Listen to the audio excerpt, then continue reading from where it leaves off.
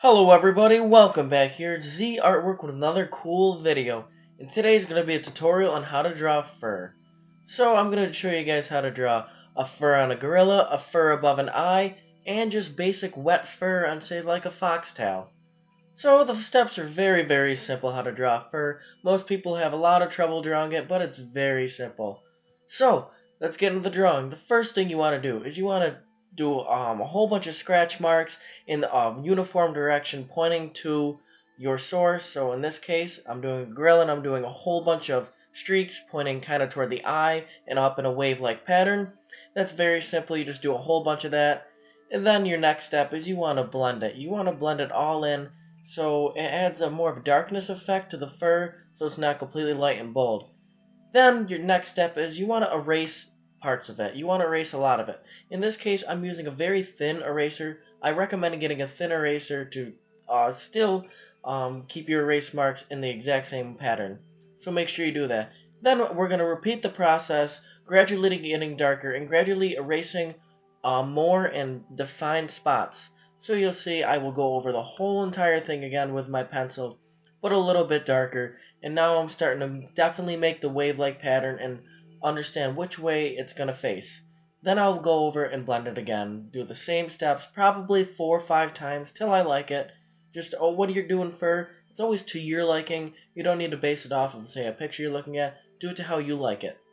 And remember, follow these steps. So the steps are, you do your small pencil outline in the same wave-like pattern, then you blend it, then you erase it. Very simple. I'm using the materials of standard Tombow eraser, a pentomechanical pencil with HB leads.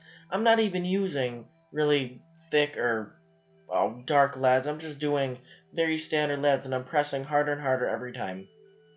So as you see the fur developing as I'm doing these many steps, it's coming along nice. So that's how you just draw simple fur. Now we're going to go on to like drawing a fur on, say, a foxtail.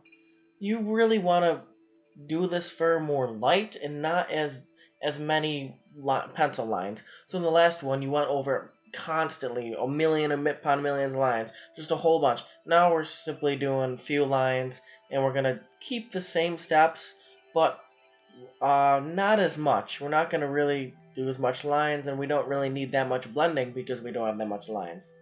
And once again, as you're doing your small lines, you want to start darkening them and get them to the way you like it.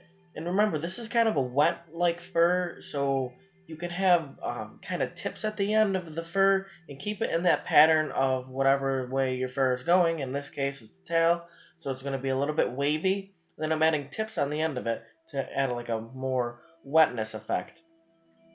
That's kind of how you really draw wet fur, is by adding the tips to it and not adding as much fur with the pencil lines.